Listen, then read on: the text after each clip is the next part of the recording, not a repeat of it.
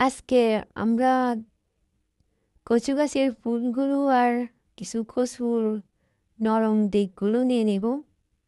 এই কচুর ফুলগুলো রান্না করলে অনেক মজা হয়। এখানে যেহেতু গাছ বেশি না, ফুল কয়েকটা বের হয়েছে, তাই এর সাথে আমরা কচুর পাতাগুলো, নরম পাতাগুলো নিয়ে নিচ্ছি।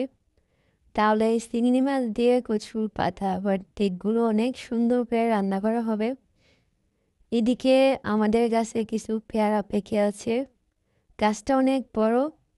এই পেয়ারাগুলো এই পেয়ারাগুলোর একটা বৈশিষ্ট্য হচ্ছে যে এর ভিতরে অনেক লাল থাকে, অনেক মিষ্টি, কিন্তু সাইজ অনেক ছোট হয়, তেমন একটা বড় হয় না। যদি কম ধরে গাছে তাহলে অনেক বড় বড় হয়।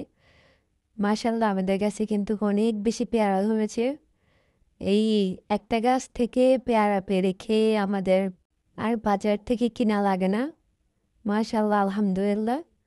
আর এটা এত মিষ্টি, খেতে অনেক মজা। একবার খাইতে মানে একবার যদি খাওয়া হয় এটা আর ইচ্ছেই যাবে না, এত মিষ্টি খাইতে, এত মজা।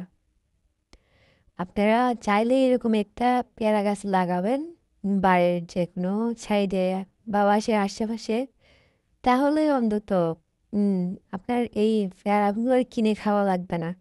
আর নিজ গাছে ফল খাওয়ার মজাই কিন্তু অনেক অনেক, এটা অনেক প্রশান্তি লাগে হাতে পেরে খাওয়া। বাজার থেকে আমরা যে পেয়ারাগুলো কিনে খাই না, ওগুলো এত তৃপ্তি সহকারে খাওয়া হয় না। এটা যেহেতু আমাদের নিজেদের কাছে, সো অনেক মজা লাগে, তারপর অনেক প্রশান্তি লাগে। আর সবচাইতে বড় কথা হচ্ছে যে আপনি দেখলে পেয়ারা গাছে ধরতেছে, এটা দেখলেই আপনার মনে অনেক প্রশান্তি আসবে।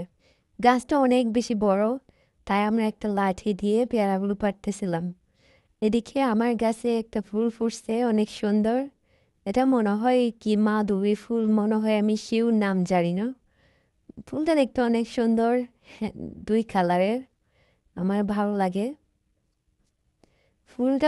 এই ফুলগুলো ফুটলে মানে অনেকগুলো ফুটে, আবার অনেকগুলো ঝরে যায়, এই টাইপের। তো ওটা দেখতে অনেক সুন্দর, মন ভালো হয়ে যায়।